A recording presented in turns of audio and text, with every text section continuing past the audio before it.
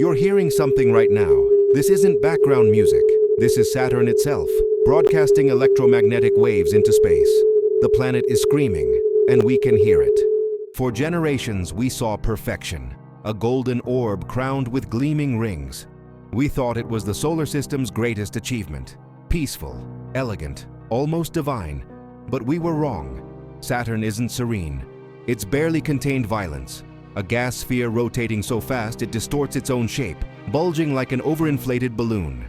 This isn't a world you can explore. It's a world that will annihilate you. Those magnificent rings? Built from a destroyed moon.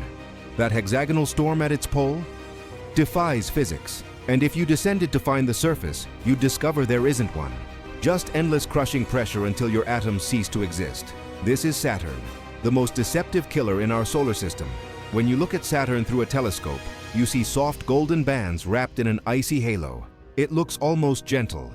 Distance is a liar. Saturn is hydrogen and helium compressed into a sphere 10 times wider than Earth. It rotates in just 10 hours, so fast that centrifugal force flattens it. There's no ground beneath those clouds, no surface to land on.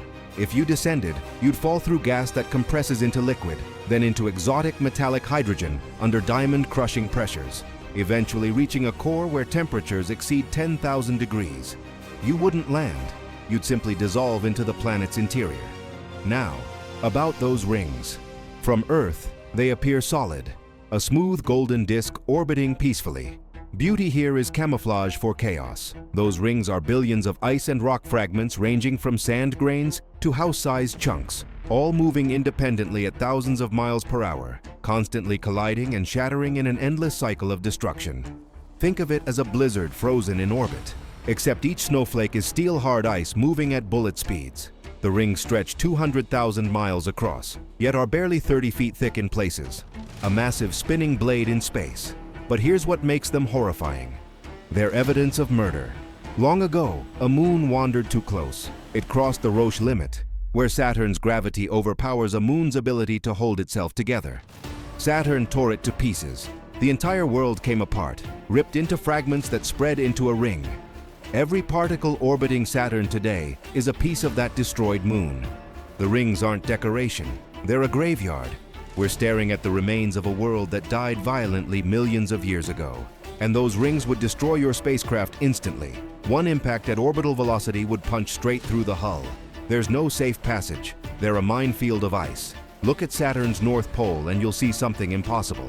Fluids don't form geometric patterns. Storms should be circular or spiral. That's physics. Rotating fluids create curves, not angles. Yet Saturn has a hexagon, a six-sided storm, perfectly geometric, spinning endlessly. Each side is 9,000 miles long. The entire structure is larger than Earth. It's real and it's maintained its shape for decades, possibly centuries.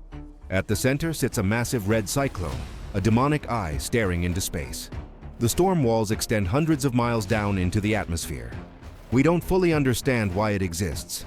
Saturn has created geometric perfection in a fluid system, defying what we thought possible.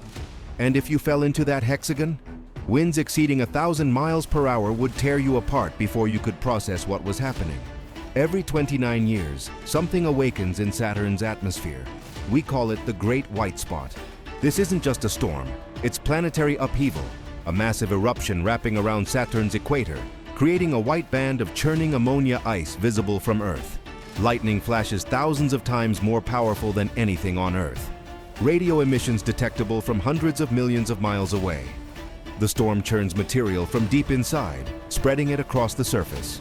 The golden planet turns ghostly white. It lasts months, then fades until the next eruption 30 years later. It's a reminder that beneath those calm clouds, Saturn barely contains enormous thermal energy. The planet is constantly trying to explode. Let's talk about what would happen if you descended into Saturn. You can't land because there's no surface, but say you tried anyway.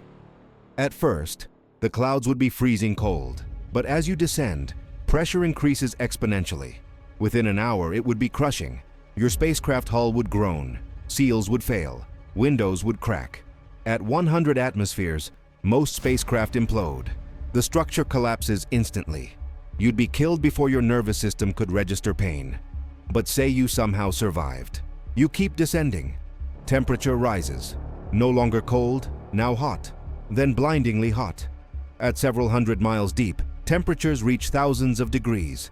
Your spacecraft would melt, steel would flow like water, you'd be incinerated. There's no escape. You'd become part of Saturn's atmosphere forever.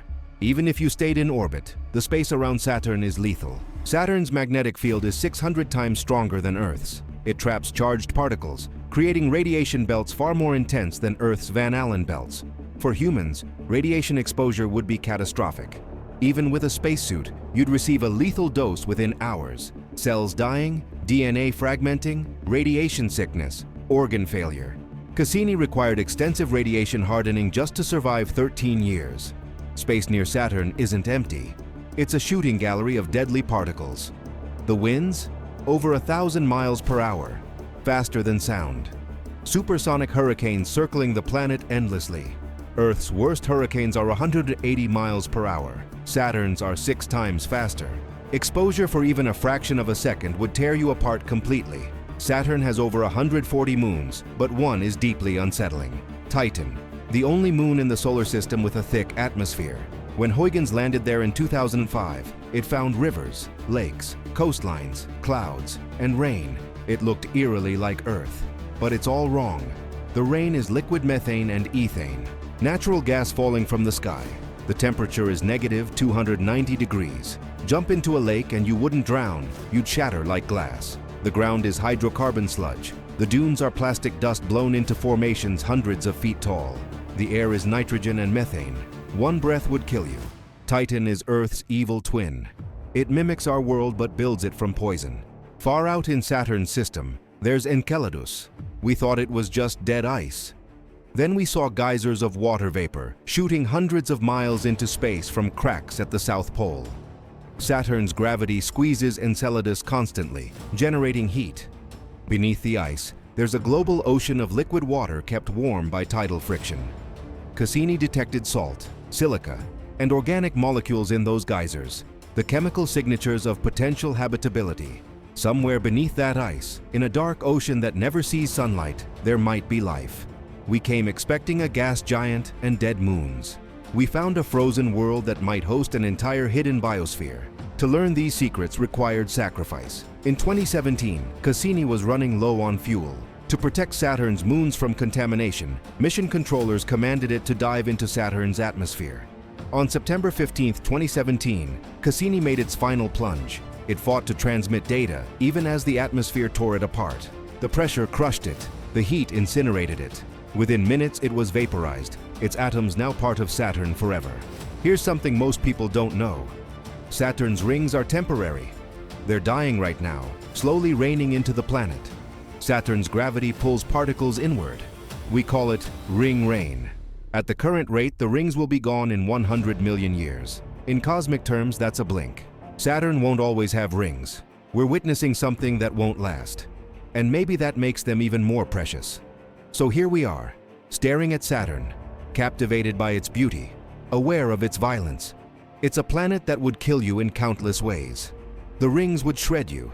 The atmosphere would crush and incinerate you. The radiation would poison you. The storms would tear you apart. There is no safe way to experience Saturn, and yet we can't stop looking, because that's what Saturn is, breathtakingly beautiful and utterly lethal in equal measure. A reminder that nature doesn't care about our categories. Saturn is all of these things simultaneously. If these explorations make you appreciate how fortunate we are, consider subscribing. We examine the most hostile places in the cosmos to better appreciate the miracle beneath our feet. Because right now, you're on a planet with breathable air, survivable pressure, and solid ground. You're protected from lethal radiation. You're not being crushed, frozen, or torn apart. That's a gift. Don't take it for granted. Until the next journey.